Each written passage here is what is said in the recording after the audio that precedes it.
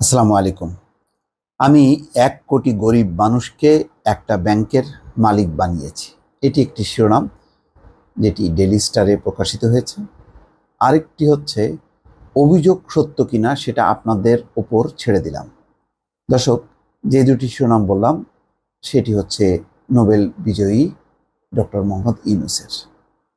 তিনি আজকে জামিন পেয়েছেন।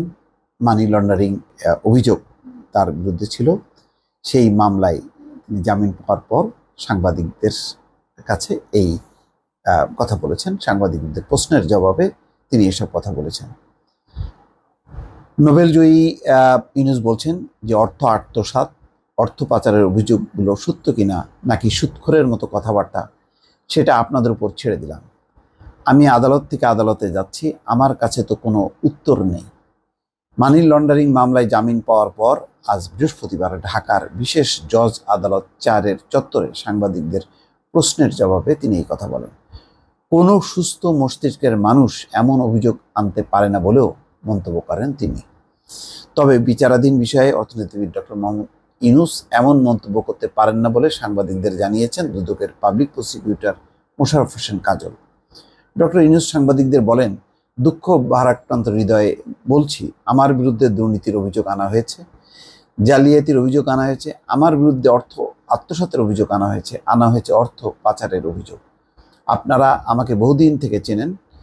এই অপরাধগুলো আমার গায়ে লাগানোর মতো অপরাধ কিনা সেটা আপনারা বিবেচনা করবেন, আগে যেরকম বিবেচনা করেছেন। ডক্টর মোহাম্মদ ইউনূস বলছেন, তিনি গ্রামীণ ব্যাংকের মালিক নন। সুদ যদি কেউ নিয়ে থাকেন, গ্রামীণ ব্যাংকের মালিকরা নিয়েছেন। তিনি বলেন, আমাকে বলা হয়েছে আমি সুদখোর, বহুবার এই কথা বলা হয়েছে, আপনারা সেটি গ্রহণ করেননি। আমাকে যখন গ্রামীণ ব্যাংক থেকে বের করে দেওয়া হলো তখন গ্রামীণ ব্যাংকের ৯৭% মালিক ছিলেন এর মালিক। সুদ যদি গ্রহণ করে থাকেন সেটি তারা করেছেন, আমি কর্মচারী মাত্র। আমি গ্রামীণ ব্যাংকের মালিক ছিলাম না, কাজেই আপনারা সেটি গ্রহণ করেননি। ডক্টর ইউনূস বলছেন, আমাকে বলা হয়েছে গরিবের রক্তচোষা। আমি ১ কোটি গরিব মানুষকে ব্যাংকের মালিক বানিয়েছি, তাদের মালিকানা দিয়েছি। এটা তো সত্য। বলা হয়েছে পদ্মা সেতু বানচাল করেছি, ওয়ার্ল্ড ব্যাংকের টাকা বন্ধ করেছি, আপনারা সেটা গ্রহণ করেননি। ডক্টর মোহাম্মদ ইউনূস বলছেন, আজ যে অভিযোগ সেই একই ধরনের অভিযোগ আপনাদের বিবেচনার উপর ছেড়ে দিলাম। মানি লন্ডারিং প্রতিরোধ আইনের মামলায় অভিযোগ গঠনের শুনানির জন্য আগামী ২রা জুন দিন ঠিক করেছেন আদালত।